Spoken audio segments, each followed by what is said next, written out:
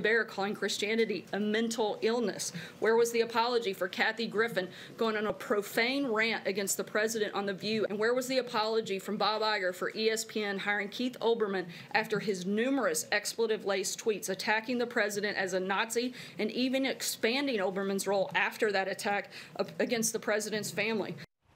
That was interesting tack from Sarah Huckabee Sanders, and the president decided to tweet about 12 hours after Roseanne blew up her career with the racial tweet that she put out. The show was canceled, and the president went out and said, "Oh, by the way, where's my apology from ABC?" Well, look who's here to help us sort it out. Diamond and Silk live and in the flesh. Thank you for being here. Oh, thank you all for having us. And you're going to be cooking with friends a little bit later, right? Absolutely, yes. Yes. Pudding. Oh, yes. Delicious. So wait. What's your reaction when you hear Sarah Huckabee Sanders say that? Well, she's absolutely right. You know, the president has been really...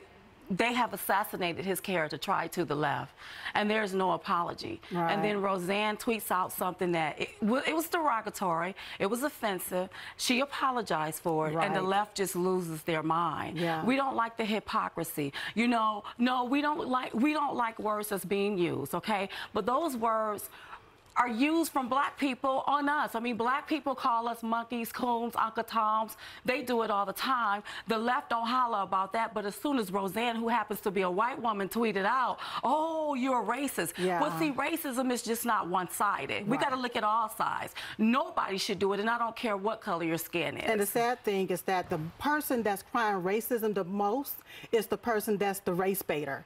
That's the person that's putting out the racist comments and so forth to us. If you go to the Diamond and Silk Wall of Shame, you will see a lot of racist comments made towards two black females who love God, love this country, and love our president.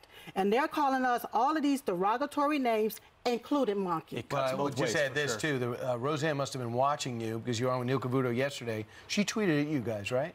Yes, she did. And you know what? I don't care. She thanked you. Yes, because I don't think she should be, I don't think anybody should care to assassinate her. She made a mistake. That's right. All right? She made a mistake. And this is a teachable moment. This is one thing that I like that Valerie Jarrett said. This is a teachable moment. Okay, let's teach.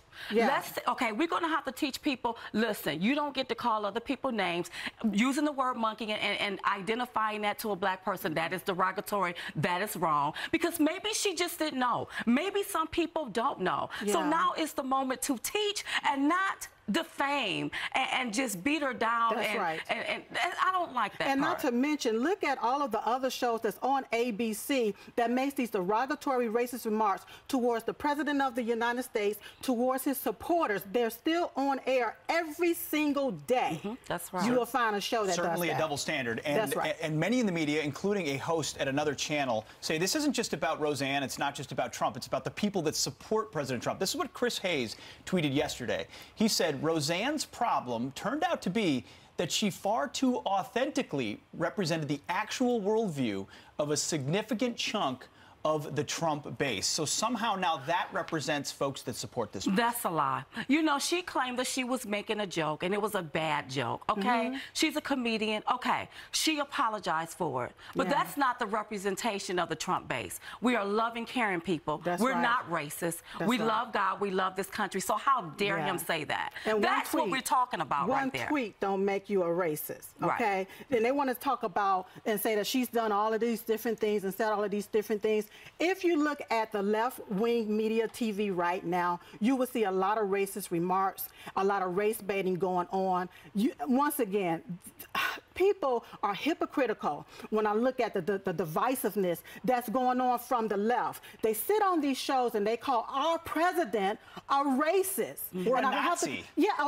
And call Diamond and Silk a Nazi. You know, we're not racist. Our president is not racist. He is a realist, and the only color he sees is green, and he wants everybody to have some of it. All right, media is now attacking Melania. She hasn't been out in public since she had the surgery a few weeks ago on the 14th of May. This is one of the headlines for Time. Melania Trump tweets she's feeling great. She hasn't been seen publicly in weeks. CNN says Melania Trump hasn't appeared in public for 20 days. The Mercury News, missing Melania Trump. The First Lady tweets she's feeling great, but mystery remains. Your thoughts? You know what? This is what the left-wing media do. conspiracy. This is still conspiring, yeah. trying to just make up a narrative, and then keep it going, keep it going. Leave our first lady alone. Yeah. Leave our president alone. It's no mystery. She had surgery. She had Here's what surgery. she tweeted out. I see the media is working overtime, speculating where I am and what I'm doing. Rest assured, I'm here at the White House with my family, feeling great, working hard on behalf of children and the American people. And she also has her parents who live close by. Wow. Why is that hard to believe? Barron, by the way, plays soccer. Practices 4 times a week. I'm sure she wants to be a part of that. She's a hands-on parent. And on weekends, he's got 1 or 2 games. So people, she does do normal stuff. She do normal stuff. It's not hard for us to believe it, but it's hard for the left to believe it. It's hard for the left to believe that we really have people now in that White House that's working for the American people, and I love it. That's right. right. You know what's underappreciated? They have a soccer goal right outside these windows, right outside the Oval Office, which Barron better be accurate, or it's going to cause a national stir because it's going to break a window. Ladies, thank you so much. Where's your next tour? Next tour is in California. Yes. Rancho Mirage, California. So go get your tickets. Yes, at diamondandsilk.com. And listen, you're going to have more of them. You can't have too much Diamond and Silk. They're going to come back to make some banana pudding. Yes. And that's when Jillian appears miraculously at the end of the show, when she has to suddenly test. Can I give it a, that's right? That's good. All right, good morning, guys. Let's get you caught up on some of your other stories that we're following starting here.